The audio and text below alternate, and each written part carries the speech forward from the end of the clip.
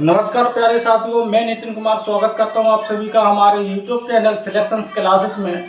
तो दोस्तों, शुरू करते हैं अपनी आज की important class NTPC GK GS की। और मेरे प्यारे बच्चों, जिस किसी ने मेरा चैनल अभी तक सब्सक्राइब नहीं किया है वो जल्दी से हमारे चैनल को सब्सक्राइब कर ले और क्लास शुरू करते हैं। तो दोस्तों, जल्दी करिए आप लोग, 5 सेकंड का समय है। तो मेरे प्यारे बच्चे, सभी लोगों ने हमारा चैनल जो है ना सब्सक्राइब कर लिया होगा। अब शुरू करते हैं अपनी क्लास। लौह एवं रक्त की नीति का प्रतिपादन किसने किया था? लौह एवं रक्त की नीति का प्रतिपादन किसने किया था? तो ये किया था बलबन ने। किसने दोस्तों? बलबन ने। तो प्यारे बच्चों, ये बलबन ने किया था। किसने किया था? ये बलबन ने किया था। बलबन ने 2 प्रथा और चलाई थी। कौन सी 2 प्रथा चलाई थी बलबन ने? 2 प्रथा चलाई थी बलबन ने। कौन कौन सी? एक तो सिजदा चलाई थी, सिजदा। दूसरी चलाई थी, एक सिजदा चलाई थी, दूसरी पेबोस चलाई थी। दूसरी कौन सी? पेबोस। दूसरी चलाई थी पेबोस। सिजदा का मतलब क्या होता था? झुककर सलाम करना। सिजदा का मतलब क्या होता था? तो सिजदा का मतलब होता था कि झुककर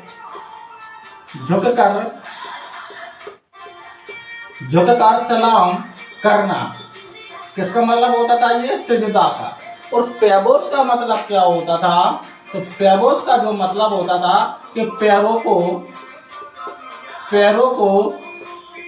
चूमना। पैरों को चूमना। ये 2 मतलब हुआ करते थे किसकी? और इसने तुर्कान ए चहलगामी का भी दमन किया था। किसने? इसी ने। बलबन ने क्या किया था? तो बलबन ने तुर्कान ए चहलगामी का क्या किया था दोस्तों? इसने दमन किया था। क्या किया था? दमन कर दिया था। जो इसने ये चलाई थी तुर्कान ए चहलगामी, और बलबन ने इसको क्या कर दिया था? तो दमन कर दिया था। अगला क्वेश्चन है, मंत्रिपरिषद का आकार किस संविधान संशोधन द्वारा तय किया गया था? मंत्रिपरिषद का आकार किस संविधान संशोधन द्वारा तय किया गया था? तो ये किया गया था 106 संविधान संशोधन द्वारा। 106 संविधान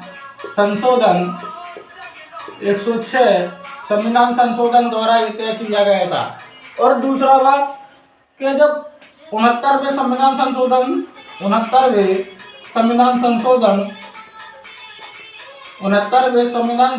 द्वारा क्या किया गया था? तो दोस्तों, इसके द्वारा जो किया गया था वो किया गया था कलकत्ता से दिल्ली राजधानी ट्रांसफर की गई थी। बनाई गई नहीं, दिल्ली राजधानी बनाई गई थी। ठीक है ना? दिल्ली राजधानी बनाई गई थी। किसके द्वारा? 69वें संविधान संशोधन द्वारा बनाई गई थी। अगला क्वेश्चन देखते हैं। अगला क्वेश्चन क्या है? अगला क्वेश्चन है, किसे परिसंचरण तंत्र का जनक माना जाता है? किसे परिसंचरण तंत्र का जनक माना जाता है? तो यह माना जाता है विलियम हार्वे को। किसको दोस्तों? विलियम हार्वे को परिसंचरण तंत्र का जनक माना जाता है। और रॉबर्ट ब्राउन को, इसके अलावा रॉबर्ट ब्राउन को किसके लिए जाना जाता है? तो इन्हें जाना जाता है केंद्रक की खोज के लिए। किसके लिए? केंद्रक की खोज के लिए जाना जाता है। ठीक है ना? चलिए अगला क्वेश्चन देखते हैं। चलिए दोस्तों, अगला क्वेश्चन देखते हैं कि आंतरिक ग्रह कौन से ग्रह हैं? आंतरिक ग्रह कौन से ग्रह है? इसका पोस्टमार्टम करते हैं। देखिए, ये क्या है? ये सूर्य है। ये क्या है? सूर्य। सूर्य के सबसे निकट जो ग्रह है वो है बुध। कौन सा है? बुध। बुध के बाद कौन सा आएगा? बुध के बाद आएगा शुक्र। बुध के बाद कौन सा आएगा? शुक्र आएगा। बुध के बाद कौन सा आएगा? तो दोस्तों, बुध के बाद जो है ना शुक्र आएगा। कौन सा आएगा? बुध के बाद शुक्र आएगा। शुक्र के बाद कौन सा आएगा?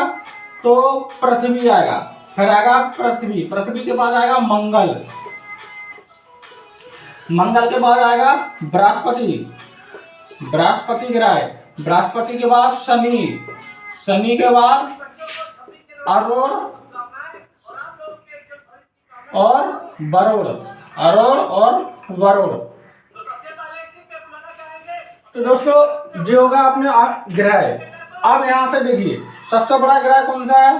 बृहस्पति ग्रह। बृहस्पति के जो अंदर के ग्रह हैं, जो ये 4 ग्रह है, ये कैसे? ये आंतरिक ग्रह कहलाते हैं, और ये कैसे कहलाते हैं? ये बाहरी ग्रह कहलाते हैं, ठीक है ना।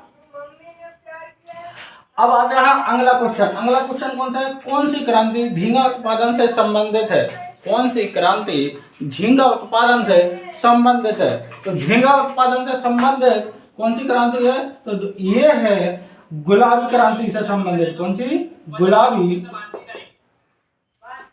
गुलाबी क्रांति से संबंधित है। कौन सी? झींगा क्रांति। इसके अलावा हरित क्रांति किससे संबंधित है?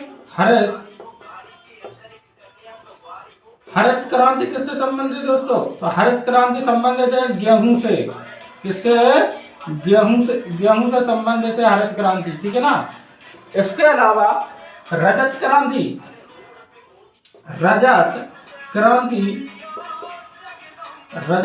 किससे संबंधित है? तो रजत क्रांति जो संबंधित है वो किससे? तो ये है अंडा से। किससे है?